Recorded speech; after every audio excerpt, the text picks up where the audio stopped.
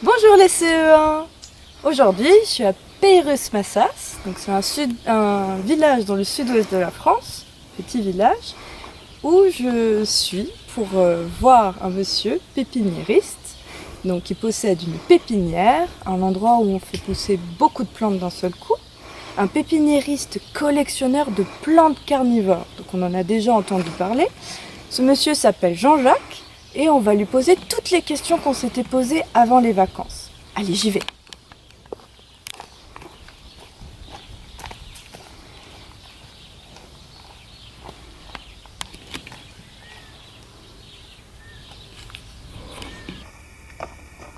Mais bonjour Jean-Jacques, Bonjour Anaïs. comment vas-tu? Bah écoute, ça va très bien, d'autant plus qu'aujourd'hui il fait très beau. Je suis dans mes serres, dans le Gers et tout va très bien, les plantes poussent. Et oui, il fait surtout très chaud. Très chaud. Donc Jean-Jacques, je suis venue pour te poser plein de questions que les élèves avaient. Mais d'abord, moi ce que j'aimerais savoir, et ce que eux souhaiteraient savoir je crois, c'est pourquoi tu as fait toutes ces pépinières et comment ça se fait que tu aimes autant les plantes carnivores.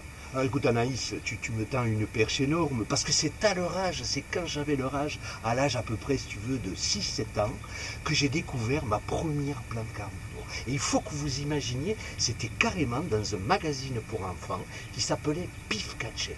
Et là-dedans, imagine-toi Anaïs, un petit gobe-mouche qui devait normalement pousser. Mais en fin de compte, malheureusement, ce gobe-mouche est totalement mort, il était mort dans le magazine et il n'a jamais pu pousser. Donc en fin de compte, pour résumer, ma culture des plantes carnivores a commencé par un échec. Et bien plus tard, j'ai pu réunir avec de la patience, donc les enfants, il vous faudra de la patience dans votre vie, une des plus grandes collections de la planète de plantes carnivores. De la planète? Oui, de la planète. Quelle chance! Et c'est super. Bon bah Jean-Jacques, tu vas peut-être nous faire visiter un petit peu et surtout répondre aux questions des enfants. Tu veux nous emmener dans un autre endroit? Voilà Anaïs, et les enfants, vous nous suivez, on va aller dans une autre serre, vous allez voir, je vais répondre ou tenter de répondre à vos questions. Super.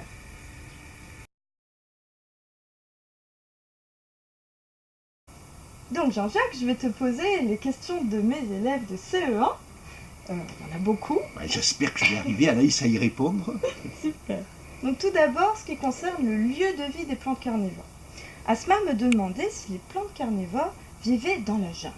Alors Asma, ce qu'il te faut savoir, c'est que tu as raison, des plantes carnivores, on en trouve dans la jungle. Ce sont des népenthes, des tasses à singes. Mais on en trouve aussi dans les endroits beaucoup plus froids. Il faut que tu imagines, Asma, qu'il y en a même en France. Super. Et Noah me demandait s'il y avait certaines plantes carnivores qui vivaient dans l'eau, des plantes carnivores aquatiques. Alors, Noah, il a raison. J'espère que c'est un bon nageur. Pourquoi Noah? Parce que Noah, il y a certaines plantes carnivores, les utriculaires, c'est un nom un peu compliqué, mais imagine-toi, elles sont dans les lacs, les étangs, elles flottent à la surface de l'eau et elles attrapent des proies. Maintenant, c'est plus concernant la forme des plantes et leurs caractéristiques. Donc, Iman me demandait si les plantes carnivores ont des yeux pour voir ce qu'elles mangent.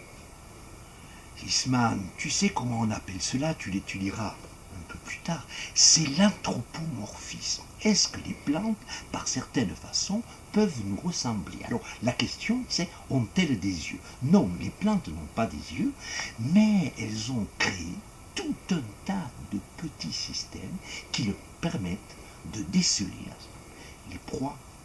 Super, très bien. Donc Kenzo me demandait si elles arrivent à sentir, si elles ont un odorat. Ah, est-ce que les plantes carnivores ont un odorat? Pas vraiment, en fin de compte. Si tu veux, les plantes carnivores ont tout un tas de systèmes. Par exemple, chez le gobe-mouche, que tout le monde connaît, hein, celui qui se referme comme ça, comme une mâchoire, ce sont en fin de compte des poils sensitifs, sensibles, que l'insecte va toucher et qui va provoquer la fermeture du piège. Asma, de nouveau, me demandait si elles ont une odeur. Asman, tes questions sont parfois un peu compliquées. Hein. Alors, est-ce que les plantes carnivores ont une odeur? Oui, Asman, les plantes carnivores dégagent des parfums et il y en a même certaines, c'est assez remarquable. Il faut imaginer, Asman, qu'il y a une petite plante, on appelle ça une utriculaire. Utricularia, je prends ma respiration, Dunlopii, alors ça c'est son nom scientifique, qui émet un parfum fabuleux. Elle est capable, parce qu'il faut s'imaginer, la fleur mesure quelques millimètres d'embaumer une serre comme celle-ci de presque 300 mètres carrés. Eh ben dis donc, elles sont bien fortes ces plantes. Maxime demandait si les plantes carnivores bougeaient la tête. Ah, est-ce que les plantes carnivores bougent la tête? Je vois que c'est quelque chose dans cette classe qui vous fascine. Hein. Les plantes carnivores ont-elles un mouvement en fin de compte? Ben oui, les plantes carnivores bougent. Et même si on sort des plantes carnivores, il faut imaginer, Anaïs, que toutes les plantes bougent. Ne serait-ce que la croissance des tiges au printemps, des arbres. Alors est-ce que c'est leur tête? Après tout, oui. Mais on pourrait aussi se dire, même les pieds bougent, les racines. Alors, du coup, on continue là-dessus. On continue là-dessus sur est-ce que les plantes carnivores bougent. Là, c'est plus sur les racines. Est-ce que les racines bougent également? Alors les racines, Anaïs, comme je viens de répondre à la question, sont capables évidemment de bouger. Elles s'étendent en longueur, elles se dilatent aussi, elles grossissent. On peut partir, par exemple, le baobab, cet énorme arbre d'Afrique qui est capable, lui, d'avoir des énormes racines. Au début, quand il est petit, ben, c'est comme vous les enfants, il est tout petit, une racine tout petite. Au fur et à mesure que l'arbre va vieillir, que la plante carnivore va vieillir, ses racines peuvent évidemment grandir. Et chez certains Drosera qui vivent loin de chez nous, en Afrique, elles ont carrément, imaginez-vous, des racines qu'on dit en forme de massue. Vous savez, dans les guerres, comme des massues. Ok, très bien. Alors, Aminata et Aïcha se demandaient si elles peuvent, maintenant c'est pas juste bouger, si elles peuvent se déplacer. Est-ce que les plantes carnivores se déplacent? Alors ça, c'est un sujet un peu délicat pour vous y répondre. En fait, si je généralise, je n'ai pas trop d'exemples à vous donner sur les plantes carnivores, mais je vais quand même vous en donner un. Par exemple, on connaît des petites orchidées qu'on appelle les ophrys, par exemple, qui sont des orchidées, imaginez-vous, vous en avez, sauf erreur de ma part, pas très loin de Paris. Ah bon? Pas très loin de Paris. Cette petite orchidée, il ne faut pas croire que les orchidées sont toutes tropicales, il y en a dans nos régions. Elle a, si vous voulez, des espèces de gros bulbes, vous savez, comme des grosses carottes un peu. Et cette plante est capable de se déplacer. Ça veut dire qu'elle prend un bulbe, elle pousse, et elle émet au bout d'une petite tige un autre bulbe. Et l'année après, elle va pousser non pas sur le bulbe de l'année dernière, sur le nouveau bulbe. Et si on mesure, au cours des ans, la plante est capable de se déplacer sur plusieurs dizaines de centimètres. Donc la réponse, oui, les plantes sont capables de se déplacer. D'accord, donc il n'y a pas que les animaux qui se déplacent, les enfants. Là, on vient d'apprendre quelque chose de nouveau. Et la maîtresse aussi. Donc, les plantes carnivores, elles, est-ce que tu connais un exemple de plante carnivore qui pourrait se déplacer? Alors les plantes carnivores, il y a toutes les plantes, si vous voulez, qui ont ce qu'on appelle toujours pareil, des tubercules ou des bulbes. Alors c'est quoi les bulbes? Un très bon exemple, vous les connaissez tous, c'est les tulipes, les jonquilles, les narcisses qui fleurissent justement maintenant sur les ronds-points, vous savez, dans les jardins. Eh bien, ces plantes-là sont capables d'émettre de nouveaux bulbes et de pousser sur un bulbe de l'année suivante et sur un nouveau, et ainsi de se déplacer. On pourrait imaginer qu'elles sont toujours à la recherche de sols nouveaux. Parce qu'il y a peut-être plus de nourriture dans un sol qui est tout neuf que dans le sol ancien. Ou ils auraient tout vidé. Maintenant, nous allons passer au mécanisme de capture. Donc ça veut dire attraper. Citifirdaeus, c'est pas facile à dire. Les plantes carnivores ont-elles des pièges pour capturer les animaux?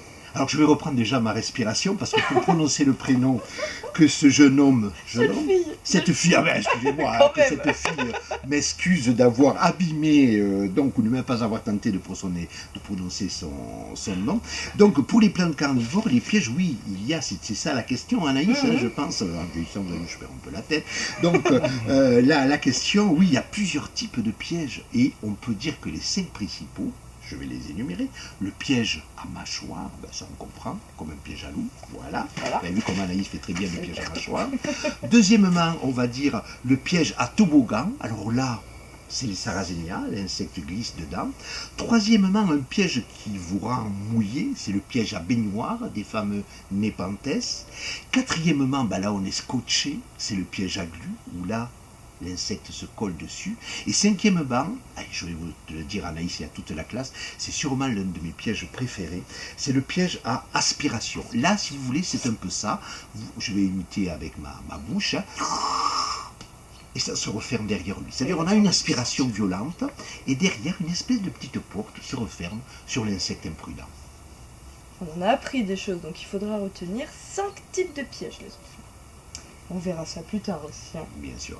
Donc, Ibrahima demande si elles peuvent, comment elles font pour attraper rapidement les animaux.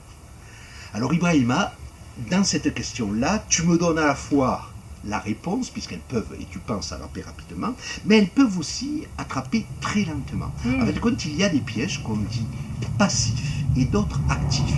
Alors c'est quoi le piège passif? Le piège passif, en fin de compte, c'est un piège qui n'a pas de mouvement. Le piège ne bouge pas, excusez-moi, et il est tout aussi efficace que le piège qui bouge. Par exemple, un piège qui bouge, c'est toujours le même.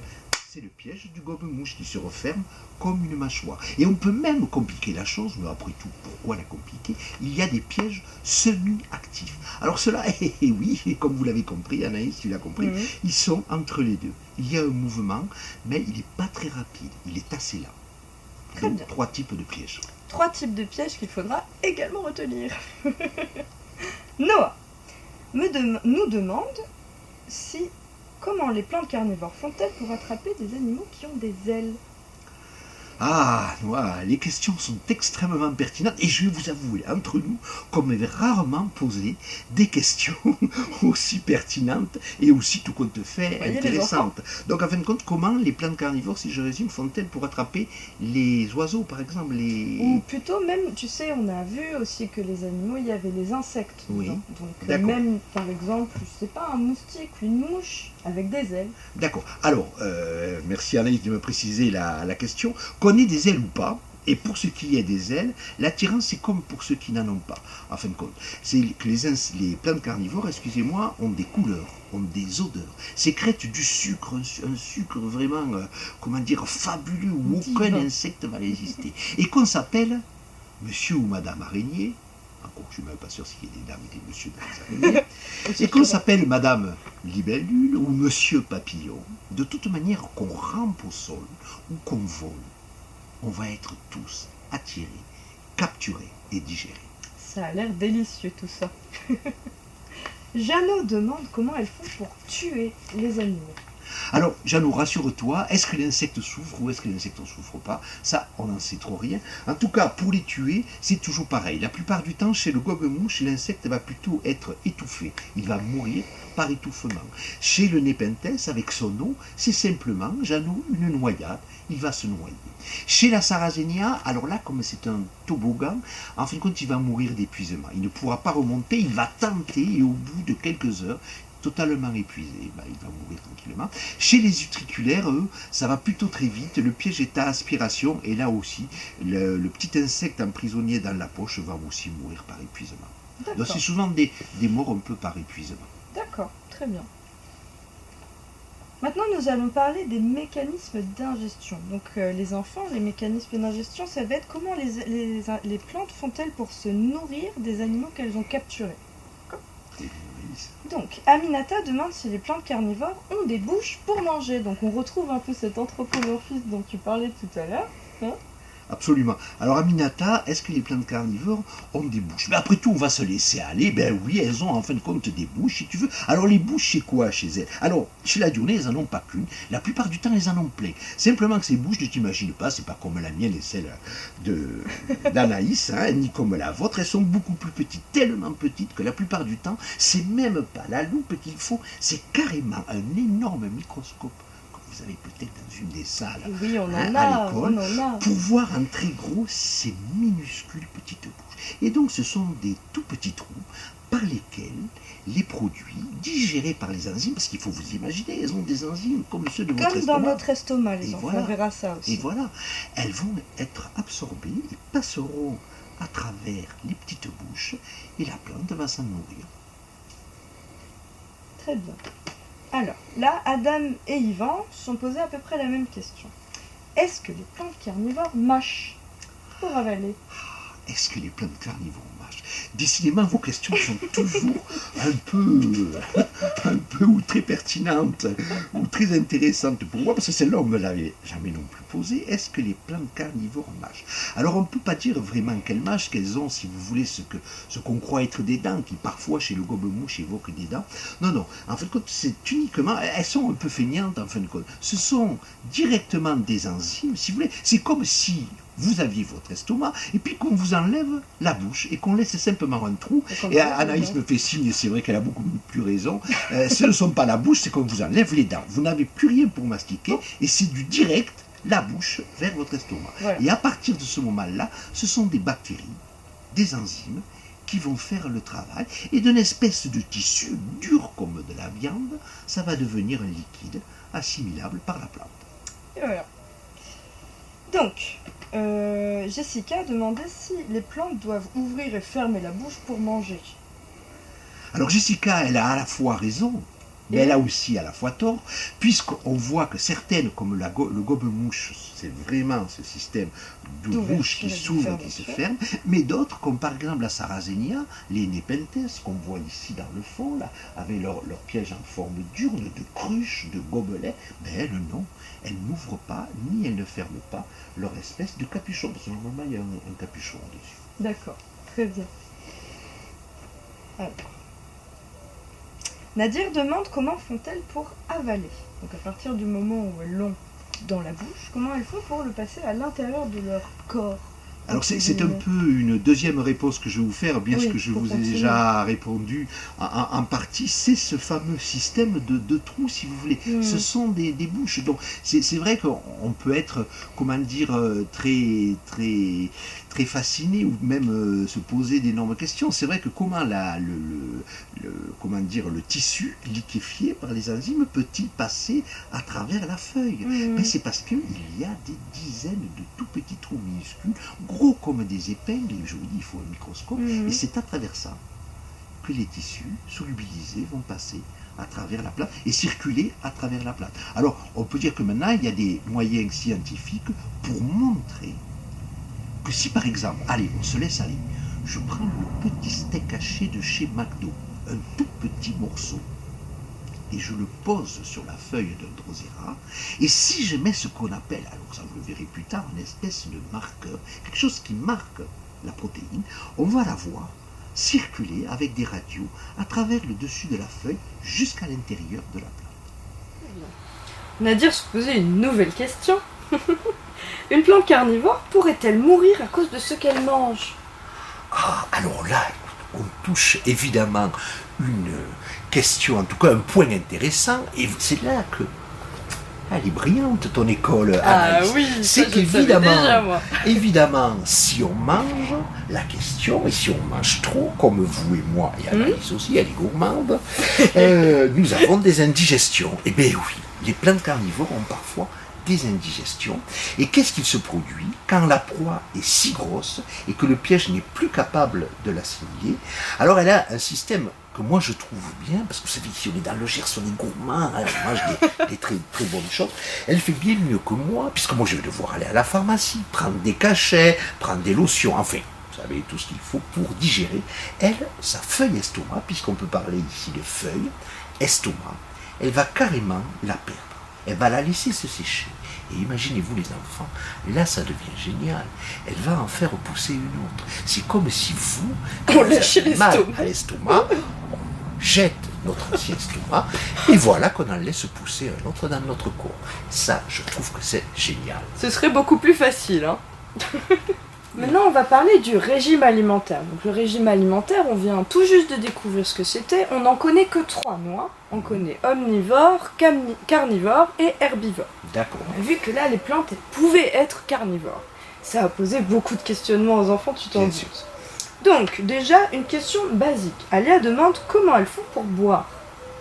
Ah, alors ça, je vais pouvoir vous y répondre.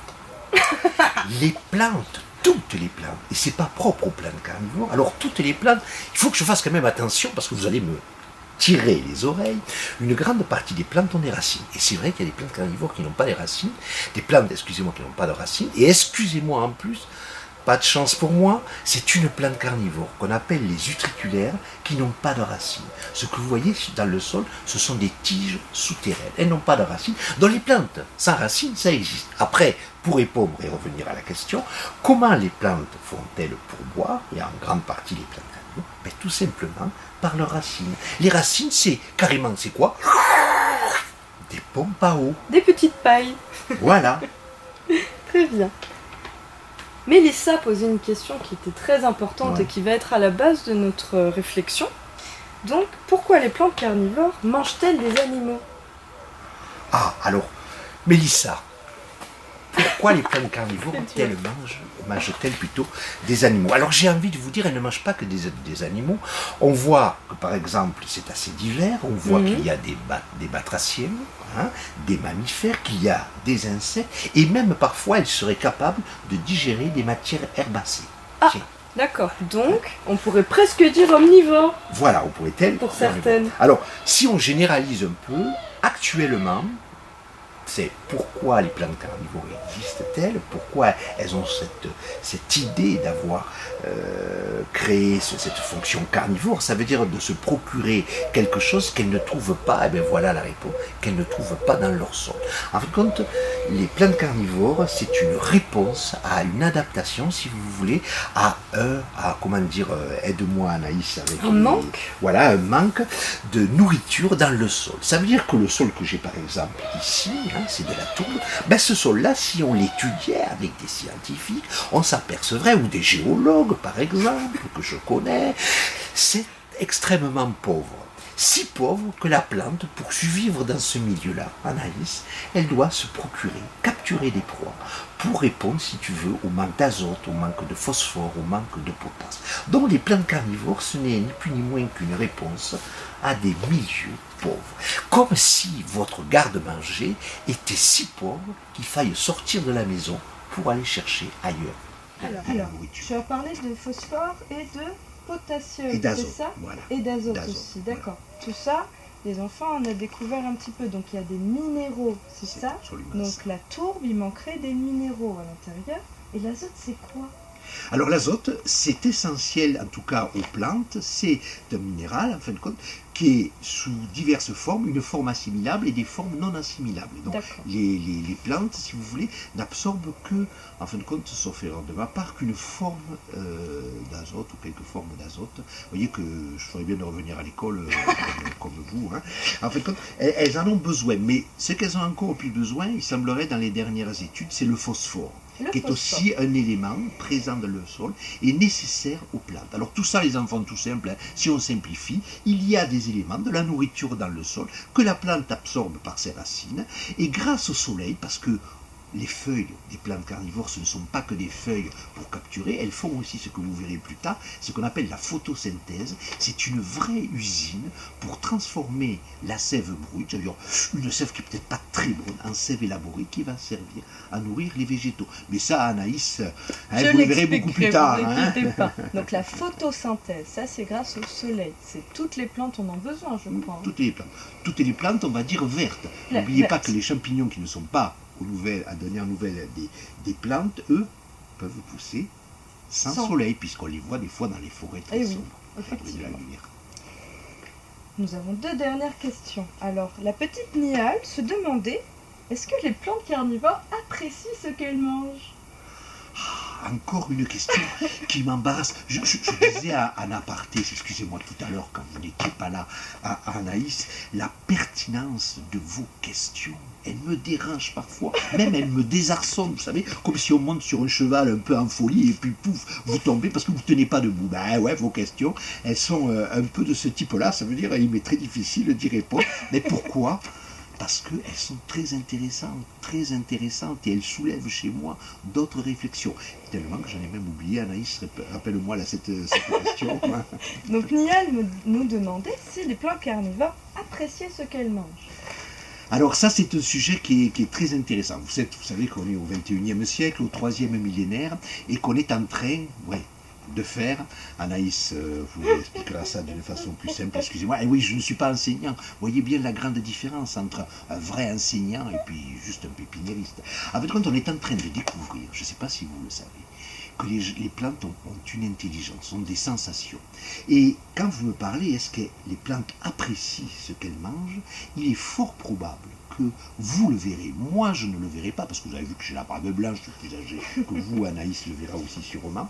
On va découvrir plein de choses chez les plantes, qu'elles sont sensibles, qu'elles sont capables de souffrir, on sait qu'elles sont déjà capables de communiquer, et après tout, pourquoi pas ressentir les choses à tel point qu'elles puissent apprécier de digérer, on va dire, une araignée dodue, plutôt qu'une fourmi toute maigre.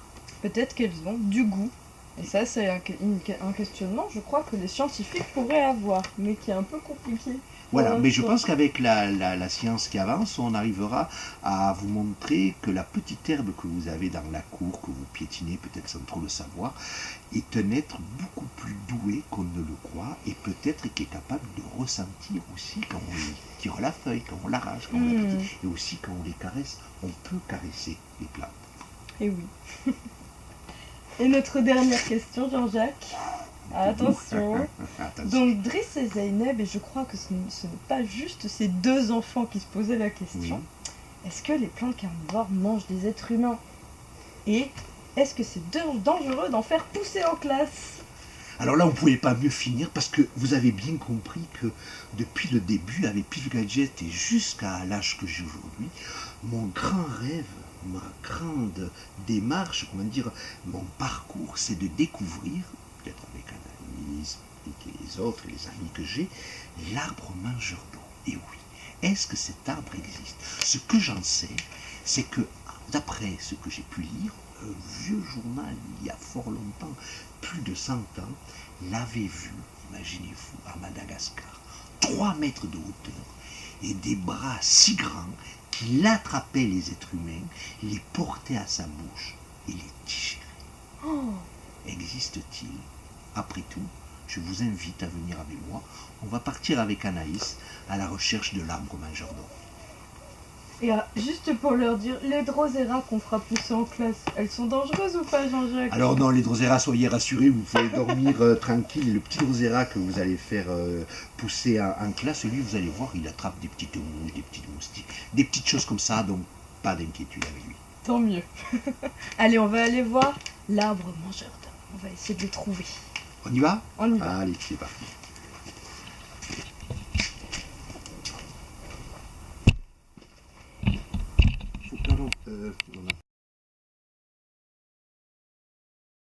Ils sont partis. Ouais. Voilà Anaïs, alors donc tu vois, moi mon histoire des plantes carnivores, c'est pas d'aujourd'hui, hein, c'est une vraie passion qui me suit depuis très longtemps. Et alors, qu'est-ce que c'est que ça? Alors ça, écoute, c'est la mascotte, c'est ma mascotte, Anaïs, c'est l'arbre anthropophage. Alors imaginez-vous les enfants, hein, un arbre de 3 mètres de hauteur, qu'on a soi-disant vu à Madagascar, dans une île lointaine. Alors l'idée c'est quoi? Ce sont des aventuriers qui un jour sont allés sur cette île, si vous voulez, et ont vu une montagne immense. Ils se sont dit, il faut aller explorer cette montagne. Parce que là-bas, sûrement, je vais trouver quoi? Je vais trouver peut-être des oiseaux inconnus, enfin, des animaux, et peut-être aussi ça. Imaginez. Ils sont arrivés sur un plateau, et là, ils se sont cachés. Pourquoi?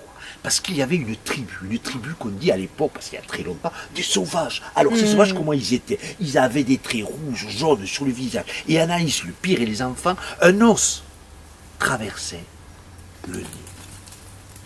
Et ils se cachent dans le buisson, et un soir de pleine lune, ils entendent cette tribu faire un vacarme énorme, un bruit énorme.